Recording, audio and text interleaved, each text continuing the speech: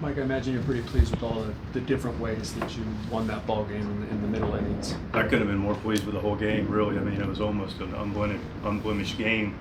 You know, a little hiccup in the ninth. But yeah, man, everything on display today. You know, usually starts on the hill. Dylan was fantastic. Recovered from a longer first inning, 28 pitches, able to sit at 90 and go to our bullpen from there. But a lot of good baseball. Toddy set the tone.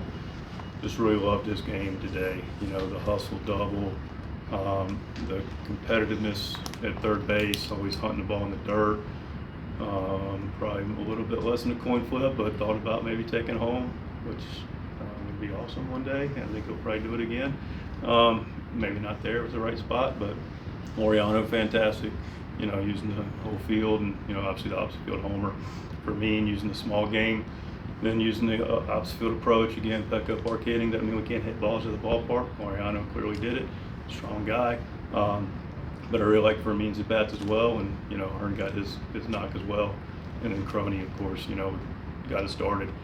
We just couldn't quite get him to cave early on, and finally we knocked the door down a little bit and went from there.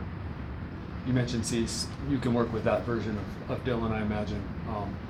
What did you see besides, you know, he's mixing things up a little bit more? What did you see? A little bit more sweeper and slider, fastball. You know, my first observation early on was fastball in to righties a little bit more, so that opens things up for him. And again, the first inning, longer inning, you know, still punches out the side, but 28 pitches, and then you saw him go into really the best version of Dylan the second through the fifth. Well, what does that version of Dylan mean for kind of how scary your rotation can be with getting some guys back and some guys you've added? Very scary. You know, it's very encouraging. We're very excited.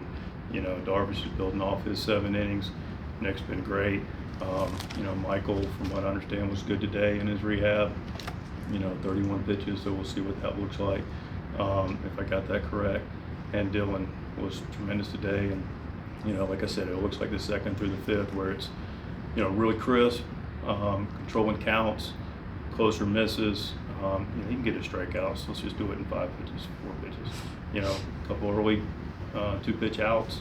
You know, that version is the 6-7, and we are going to need 6 and 7 innings from our starters, you know, occasionally. That's going to be important as well.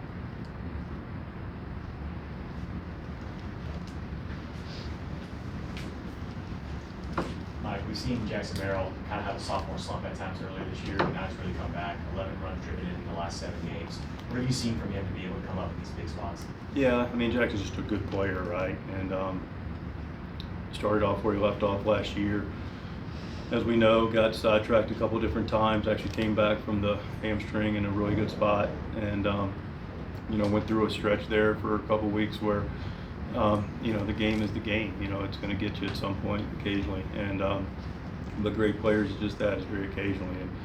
And talked about it during it, had full confidence in it, that what was going to happen is happening now. Jackson's a good player. You know, he's a winner. He's got a heart of a lion. He's got, you know, the championship pedigree and his mentality and the way he approaches it. And most importantly, Jackson is, beyond being a great player, Jackson's a team player. Jackson cares about the Padres. So when you have that mindset and you just want to win, yeah, you want to contribute with the bat, which clearly did today. That was a big 3-run triple today. You know, big 2-run single a couple of days ago. Big solo homer yesterday. But he also went out and dropped homers and thrown people out on bases and made web gems and ran the base as well, and continued to be a good guy that we can count on to talk in the game, before the game, about competition. So, you know, he helps us win regardless how he's doing. You know, for a guy that's been around for so long like Jake Cronenworth, this is only his 17th game ever where he's batted 8th in the lineup. Is there any sort of different approach that a guy like that has to take when it's something he's not really used to at the bottom? I can't answer for Jake. He can give you a better answer, you know, himself. But you know, the one thing about Jake is Jake's just going to take a tough at bat and do what the game calls for. You know, Toddy says that, and it's one of our mantras. And Jake has a feel for what that looks like. You know, Jake had, I think, 84 RBIs for us last year, hitting more towards the middle. And then as we went and Jackson progressed, you know, he was a good teammate and went to to the middle to the bottom. Right now, we got a really good lineup that I like a lot. You know, you got an all-star in Ahern that's, you know, hitting 6. Oriano's, you know, been able to hit righties and lefties, and, you know, it just slots in a little more balance to the lineup, you know, where guys can't come in and there's not really a comfortable lane for anybody. And it's, at the moment, it suits Jake at 8. And, you know, but Jake's going to take good at-bats and win regardless of where you put it. And we saw Joe Musgrove finally get the first bullpen. You know, what was kind of the reaction to him going out there and throwing today? Yeah, what a nice sight. You know, I didn't want to. There's rightfully a lot of crowd there, and you know, I want to support Joe, and Joe knows that. I stay out of the bullpen. That's the pitchers and Ruben and Fritzy and the pitching group's domain. But I went out and saw him play catch, and you know, I timed my walk appropriately. I walk around and I could see it peak a little bit, and he looked very aggressive. Everything looked clean. Nothing was forced, and it seemed like everything was, you know, coming out very, very clean. The arm was working, and the body language was really good, and he recovered well. So it's encouraging, but you know, it's a really big step, you know, to get on that slab and get the catcher down and throw 15 pitches. There's more steps to go. Anyone else? Yeah, it is. Going into the trade market, how much did you want home run production to go up for your team? I think you're always looking for home run production increase, but you're really just looking for winning players. You know, anything I said, like, man, home run production. You know, winning players is where we pound the table, and we just received them. These guys, no particular order: Miller, Sears, who's going to pitch tomorrow night.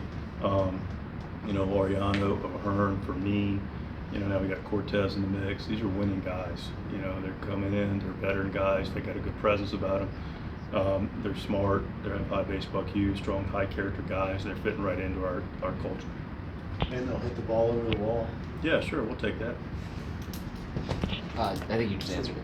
Sears tomorrow, and then Darvish Tuesday. Is that the plan? That's correct. We'll finalize it here shortly, but yeah, that seems to be the right order. Yes, sir.